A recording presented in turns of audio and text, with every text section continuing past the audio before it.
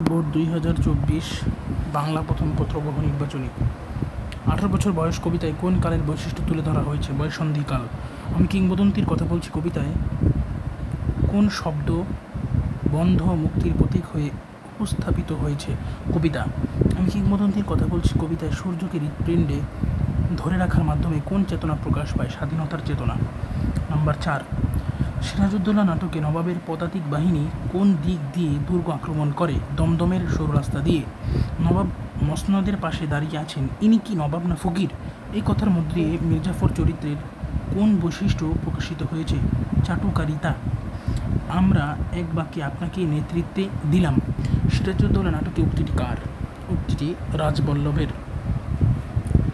লাল সালু উপন্যাসে পরগাছা মুরব্বিকে ধলা মিয়া। নিচের উদ্দীপকটি পড়ো। 8 ও 9 নং প্রশ্ন উত্তর দাও। স্বামী মরে যাওয়ায় বৃদ্ধ বাবার টানাপোড়েনের সংসারে মিনারাকে 2 সন্তান নিয়ে থাকতে হয়। কখনো কখনো আশেপাশের বাড়িতে ঝিয়ের কাজ করে সে। এছাড়া কাঁথা সেলাই করে, হোগলা বুনের সামান্য কিছু উপার্জন করেন মিনারা। উদ্দীপকের মিনারা লাল সালু উপন্যাসের কোন চরিত্রের প্রতিনিধিত্ব করে? হাসুনির মার চরিত্রের প্রতিনিধিত্ব করে। এরকম সাদৃশ্যের কারণ কি? এরকম সাদৃশ্যের কারণ হলো স্বামী মারা যাওয়া, নিজে উপার্জন করা, বাপের বাড়িতে অবস্থান করা। অনুপমের মামা কোন ধরনের কন্যা পছন্দ নয়? ধনীর কন্যা পছন্দ নয়। দোকানের খাবার কিনিয়া খাওয়াইতে গ্রামের মধ্যে তাহার জোড়া ছিল না। এখানে জোড়া শব্দটি কী অর্থ ব্যবহার করা হয়েছে? বিকল্প। নিচের উদ্দীপকটি পর 12 নং প্রশ্ন উত্তর দাও। আমি উন্মাদ, আমি চিনেছি আমারে, আজিকে আমার খুলিয়া গিয়াছে সব বাদ। উদ্দীপকটিতে আমার প্রবন্ধের যে দিকটি প্রকাশিত হয়েছে, সত্যকে চেনা, আত্মবিশ্বাস অর্জন, আত্মদম্ভ।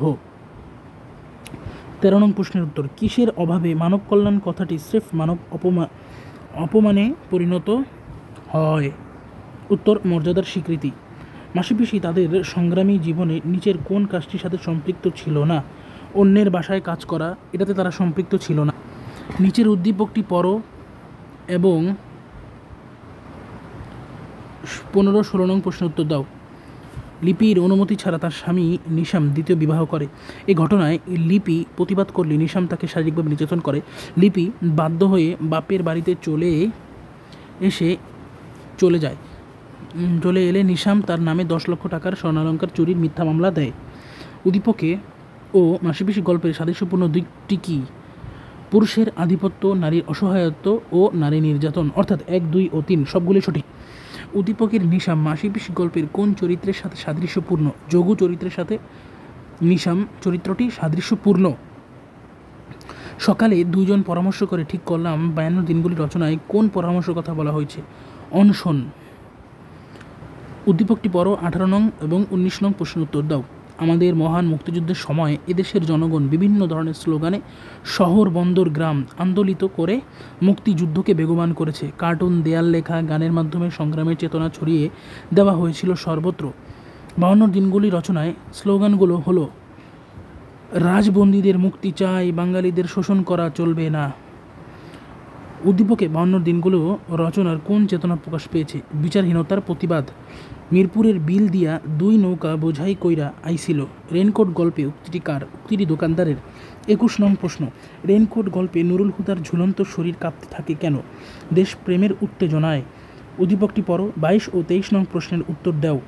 গভীর হতে আরও গভীরে, শূন্যতার অতল থেকে আরও অতলে, নিশ্ছিদ্র অন্ধকার থেকে অন্ধকারাচ্ছন্ন অন্ধকারে, কেউ নেই, কোথাও নেই। উদ্দীপকের শেষ পংক্তির সাথে সোনারতরী কবিতার কোন ভাবের মিল রয়েছে? কবির নিঃসঙ্গতা এর সাথে মিল রয়েছে। 23 নং প্রশ্নের উত্তর। সোনারতরী কবিতায় উক্ত ভাব প্রকাশ পেয়েছে কোন পংক্তিতে? কুলে একা বসে আছি নাহি ভরসা, শূন্য নদীর তীরে রহিনু পরি। 1 ও 2। নাম্বার 24। বিদ্রোহী কবিতা শেষ হয়েছে কোন প্রত্যাশার মধ্য দিয়ে? অত্যাচারের অবসান। উদ্দীপকটি পড়ো। 25 ও 26 নং প্রশ্ন উত্তর দাও। করোনা মহামারীর সময় করোনাক্রান্ত বৃদ্ধ মা বাবাকে ছেড়ে রবিন তার স্ত্রী সন্তানদের নিয়ে অন্য জায়গায় চলে যায়। প্রতিবেশীদের সহযোগিতায় তার বৃদ্ধ মা বাবা সুস্থ হয়ে ওঠেন। করোনা শেষে রবিন কাছে এলে তারা রবিনকে বুকে জড়িয়ে কেঁদে ফেলেন। উদ্দীপকের বৃদ্ধ মা বাবার ক্ষমাশীলতার সঙ্গে প্রতিদান কবিতার কোন উক্তিটির সাথে মিল পাওয়া যায়? যে গেছে বুকেতে আঘাত হানিয়া তার লাগি আমি কাঁদি। এটার সাথে মিল রয়েছে। উপযুক্ত মিলের কারণ কি? উপযুক্ত মিলের কারণ ক্ষমাশীলতা ও ভালোবাসা। তার এই পরে মনে কবিতায় কবির বসন্ত বিমুখতা দিয়ে কি বোঝানো হয়েছে? উদাসীনতা বোঝানো হয়েছে। উদ্দীপকটি পড়ো। 28-29 নং প্রশ্নের উত্তর দাও। আফরোজা তার মামার বাড়িতে বেড়াতে এসে জানতে পারে ওই দিন মামাতো ভাইয়ের জন্মদিন অনুষ্ঠান। চারদিকে আলোকসজ্জা, সবাই নতুন জামা পরে, বাড়িতে অনেক অতিথি আসে। আফরোজা চমৎকার গান গাইতে পারে বিধায় আফরোজার মামা তাকে জন্মদিনের একটি গান গাইতে বলে।